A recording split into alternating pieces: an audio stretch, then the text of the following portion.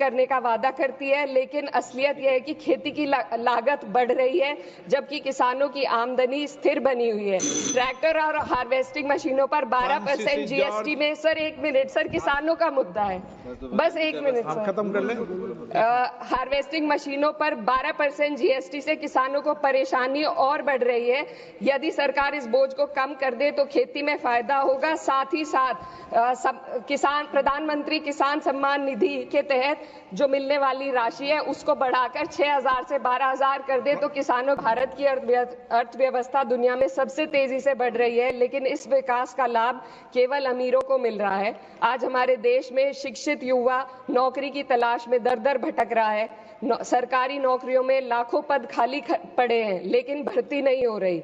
निजी क्षेत्र में भी नौकरियों की संख्या घटती जा रही है। उधर देश की शीर्ष 1% अमीरों के पास 40% से अधिक देश की संसद में इकरा संजी एक बार फिर देश के प्रधानमंत्री मोदी सरकार के ऊपर जमकर बरसे हैं। जी हाँ दोस्तों, इस वीडियो को देखना जरूर पूरा। अगर वीडियो पसंद आए तो डेल गोल्डन न्यूज चैनल को सब्सक्राइब करें। आइए पूरा वीडियो देख लेते हैं। माननीय सदस्यगणों, मैं आपसे आग्रह करता हूं कि 2 बजे माननीय वित्त मंत्री जी जवाब देंगे और कभी भी, मैंने पहले भी कहा, फिर कह रहा हूं कि चेयर पर प्रश्न मत करें, ये विशेष ध्यान रखें।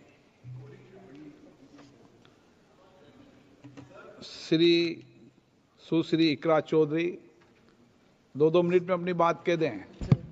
माननीय धन्यवाद अध्यक्ष जी। आज मैं 2025 के वित्त विधेयक पर अपने विचार रखने के लिए खड़ी हूँ। सरकार इस बजट को जन कल्याणकारी बता रही है, लेकिन क्या ये वास्तव में गरीबों, किसानों, श्रमिकों और मध्यम वर्ग के हितों की रक्षा करता है? क्या ये युवाओं को रोजगार देगा? क्या महंगाई में राहत देगा? लगातार हम पढ़ते आ रहे हैं कि भारत की जीडीपी पिछले 10 वर्षों में दोगुनी हो गई है और हम जापान और जर्मनी को पीछे छोड़ते हुए 27 तक दुनिया की तीसरी सबसे बड़ी अर्थव्यवस्था बनने के ओर अग्रसर है। लेकिन यह उपलब्धि तब फीकी पड़ जाती है जब हम प्रति व्यक्ति जीडीपी के आंकड़ों को देखते हैं, जिसमें भारत विश्व स्तर पर 100 से अधिक देशों से पीछे है। 23-24 के लिए स्थिर कीमतों पर प्रति व्यक्ति जीडीपी केवल 1,24,600 रुपए है। ये कोई आश्चर्य की बात नहीं कि सरकार इस डेटा पर बात करने से बचती है, क्योंकि वे ये नहीं समझा सकते कि पूरे देश की जीवन स्तर में वृद्धि क्यों नहीं हो रही। वे ये नहीं बता सकते कि देश में इतनी गहरी आय असमानता क्यों बनी हुई है और आम नागरिकों को आवश्यक सेवाओं तक पहुंचने में इतनी कठिनाइयां क्यों होती हैं। सरकार दावे करती है कि भारत की अर्थव्यवस्था दुनिया में सबसे तेजी से बढ़ रही है, लेकिन इस विकास का लाभ केवल अमीरों को मिल रहा है। आज हमारे देश में शिक्षित युवा नौकरी की तलाश में दर-दर भटक रहा है। सरकारी नौकरियों में लाखों पद खाली पड़े हैं लेकिन भर्ती नहीं हो रही।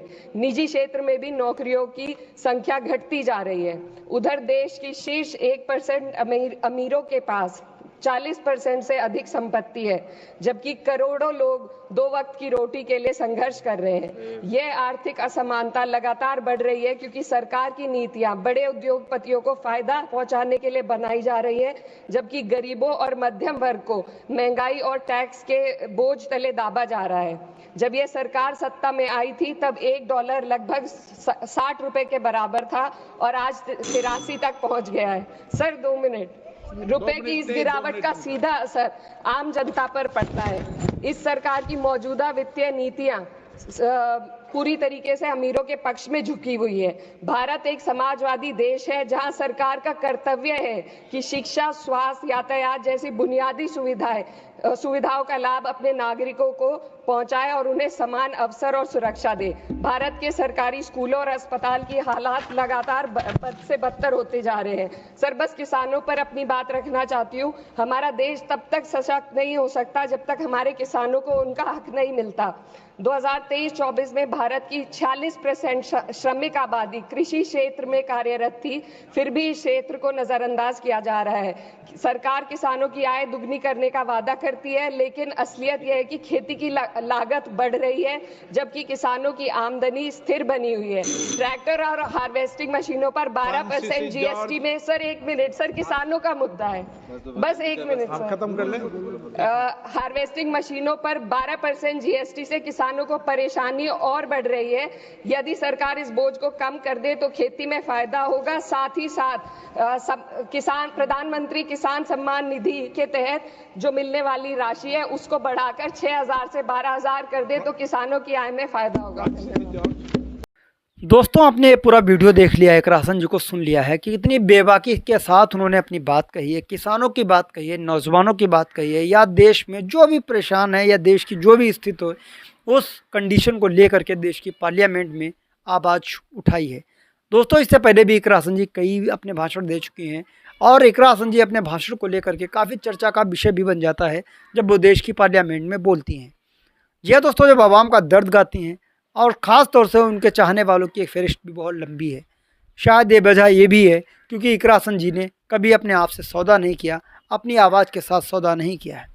उन्हें जो बोलना होता है, आवाम का दर्द बताना होता है, कहना होता है, तो बड़ी बेबाकी के साथ वो अपनी आवाज़, अपनी बात रखती हैं। तो दोस्तों, ये वीडियो अगर आपको पसंद आया हो तो डीएल गोल्डन न्यूज़ चैनल को आप ज़रूर सब्सक्राइब करें ताकि हम इसी तरीके के वीडियोज़ आपके लिए वक्त वक्त पर लेकर हाजिर होते रहें। मिलता है किसी और वीडियो के साथ। दुआ में याद रखना। जय हिंद।